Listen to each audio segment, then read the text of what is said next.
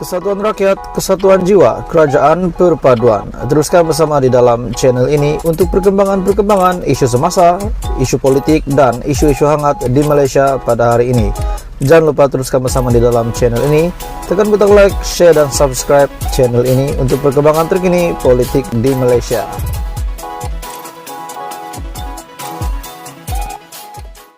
Akhirnya berita baik kepada rakyat Sabah dan seluruh Malaysia.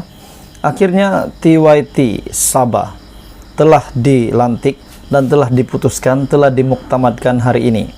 Rasmi daripada utusan Malaysia, Tun Juhar dilantik semula TYT Sabah. Angkat sumpah hari ini. Berita 23 Desember, Tun Juhar Mahiruddin akan meneruskan khidmat sebagai Yang di-Pertuan Negeri Sabah untuk penggal keempat dan dijadwal mengangkat sumpah di Istana Negara. Ini satu berita baik kepada rakyat Malaysia dan berita terkini yang baik diterima rakyat Malaysia daripada Istana Negara. Jadi sebelum kita meneruskan isu hangat pada hari ini, saya meminta jasa baik dan kerjasama kamu untuk tekan butang subscribe, like dan share video ini supaya rakyat Malaysia tahu ada channel tentang politik di Malaysia dan isu-isu terkini. Oke, baik tuan-tuan dan puan-puan semua, pelantikan itu sekaligus menyaksikan Tun Juhar yang berumur 65 tahun memegang jawatan berkenaan lebih 10 tahun sejak dilantik pada 1 Januari 2011. Utusan Malaysia juga difahamkan istiadat itu akan berlangsung di singgasana kecil Istana Negara.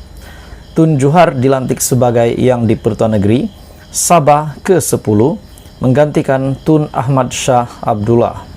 Tun Juhar yang berkelulusan ijazah sarjana muda undang-undang dari Wolverhampton Polytechnic, England, pernah menyandang jawatan Yang di-Pertua Dewan Undangan Negeri ataupun DUN Sabah pada tahun 2002 hingga 2010 dan juga timbalan Yang di-Pertua Dewan Rakyat dari 1990 hingga 1999. Ini merupakan satu lagi lakaran sejarah terbesar di Malaysia.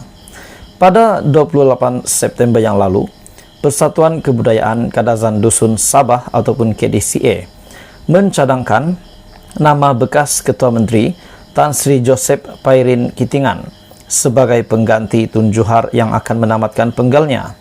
Pada September 2020, bekas Ketua Menteri Sabah Tan Sri Musa Aman juga pernah disebut-sebut bakal dilantik Yang di-Pertuan Negeri selepas tidak bertanding dalam PRN Sabah. DUN Sabah juga sebelum ini meluluskan pindaan rang undang-undang. DUN Sabah meluluskan pindaan RUU Perlembagaan Negeri Sabah bagi menghapuskan tempoh perkhidmatan Yang di-Pertuan Negeri Sabah yang sebelum ini dihadkan kepada dua penggal. Menurut Perlembagaan Sabah, pelantikan Yang di-Pertuan Negeri adalah selama 4 tahun, akan tetapi boleh dipanjangkan mengikut kesesuaian, termasuk boleh disingkirkan dengan majoriti 2/3 DUN dan dipersetujui oleh Yang di-Pertuan Agong. Dan pada tahun 2018, Musa Aman telah memfailkan saman terhadap Tun Juhar dan Ketua Menteri Sabah, Datuk Seri Muhammad Syafiq Abdal ketika itu bagi mendapatkan pengisytiharan bahawa beliau kekal sebagai Ketua Menteri yang sah. Rupanya satu sejarah pada tahun 2018 di mana Musa Aman telah membuat satu tindakan yang mengejutkan kepada Syafiq Abdal dan juga Tun Juhar, di mana Tun Juhar adalah pada hari ini dilantik semula TYT Sabah yang sudah mengangkat sumpah hari ini. Pada tahun 2018 kita imbas kembali Musa Aman telah memfailkan saman terhadap Tun Juhar dan Ketua Menteri Sabah Datuk Seri Muhammad Syafiq Abdal ketika itu bagi mendapatkan pengisytiharan bahawa beliau kekal sebagai Ketua Menteri yang sah. Sumber berita hari ini daripada Utusan Malaysia. Teruskan bersama di dalam channel ini untuk perkembangan politik di Malaysia. Oke, baik tuan-tuan dan puan-puan semua, satu berita baik yang saya nak kongsi dan juga berita mengejutkan yang saya nak kongsi berlaku kepada Perdana Menteri Malaysia ke-10 Datuk Seri Anwar Ibrahim selesai beliau solat Jumaat. Okey.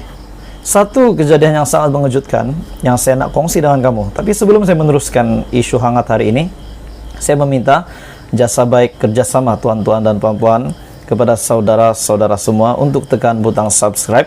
Bantu saya untuk kembangkan lagi channel ini. Terima kasih semua. Kamu semua sangat hebat. Oke, baik tuan-tuan semua. Sebenarnya tidak ada perkara buruk pun berlaku. Cuma saya nak kongsi di peluang ini untuk kongsi kepada seluruh rakyat Malaysia kehebatan Datuk Seri Anwar Ibrahim. Yang tular baru-baru ini nih, tak dapat menahan diri, impress. Itulah yang tular baru-baru ini. Sejak kemarin, sejak beberapa hari lalu di Twitter, di Facebook, di WhatsApp, dan segala macam media sosial. Hari ini daripada Datuk Seri Anwar Ibrahim, tengah hari tadi, saya sholat Jumaat di Masjid Saidina Uthman bersama warga Bandar Tun Razak, Kuala Lumpur. Sebelum itu, makan tengah hari di Medan Selera Permaisuri, Alhamdulillah. Apa yang saya nak kongsi dengan kamu? Komen-komen daripada netizen, komen-komen daripada rakyat Malaysia, khususnya penyokong tegar Datuk Seri Anwar Ibrahim. Ada yang kata, pendekatan terbaik untuk meraih sokongan dalam kepercayaan rakyat. Ada yang kata, saya akui Datuk Seri yang saya gagal menahan diri dari kagum dengan energi Datuk Seri ke sana kemari lain-lain negeri dalam sehari. Ada yang kata, Alhamdulillah, may Allah bless you and long life of good Prime Minister and helping hand of all peoples, keep on justice. Ada yang kata, mohon esok Perdana Menteri bagi Chan geng menahan diri berehat bersempena hari Natal. Geng menahan diri, cabang Rembia dengar cerita daramai tempas dari last week tahan diri. Ada yang kata PM berjiwa rakyat, hidup Datuk Seri Anwar Ibrahim. Jadi banyak komen. Ada yang kata I love PH. Lagi-lagi kalau jatuh hari Isnin, Ahad, Jumaat, panjang sikit cuti, tiba. Jadi memang banyak komen-komen yang mencuit hati. Setelah Datuk Seri Anwar Ibrahim menjadi Perdana Menteri, Twitternya apa sahaja yang Datuk Seri Anwar Ibrahim post di laman Twitternya, sudah pasti banyak netizen rakyat Malaysia akan melontarkan komen. Sudah pasti memang ada komen yang negatif, tetapi kita hanya melihat komen-komen positif daripada rakyat Malaysia. Ada yang kata, penduduk nampak proud dengan kehadiran Perdana Menteri ke-10. Harap dapat memantapkan ketumbuhan ekonomi negara. Betul, ini satu harapan rakyat Malaysia. Ada yang kata, Dear our beloved Prime Minister, I think you need overlook into the merger of Celcom and DG. I think there is something that went wrong with the merger. Maybe involve personal interest at the back. Some people may know what will happen after the merger. Please check. Dear Datuk Seri Anwar Ibrahim, we need an official schedule of your weekly solat Jumaat tour. Supaya kita boleh standby solat kat mana you solat. Rupanya ada netizen komen ingin solat bersama-sama dengan Datuk Seri Anwar Ibrahim. Ini sangat hebat. Ini pembawaan Datuk Seri Anwar Ibrahim sebagai Perdana Menteri. Netizen rakyat Malaysia nampaknya semakin hari semakin suka dengan pimpinan Datuk Seri Anwar Ibrahim. Seeloknya tidak disclose info schedule lokasi PM. Very sensitive. Dikhawatirkan kalau semua orang tahu, takut ada yang jahat merancang untuk buat sesuatu. Betul juga. Sebagai Perdana Menteri kita tahu privacy, security, keselamatan Datuk Seri Anwar Ibrahim, Perdana Menteri ke-10 adalah terpenting. Jadi tuan-tuan semua, apa komen Anda? Rupanya banyak yang suka dengan Datuk Seri Anwar Ibrahim, dan saya boleh cakap ini adalah kemenangan bagi Perdana Menteri Malaysia, dan kita harap konsistenlah pimpinan Datuk Seri Anwar Ibrahim untuk membawa Malaysia ke arah yang lebih maju lagi. Teruskan bersama di dalam channel ini untuk perkembangan politik daripada channel ini.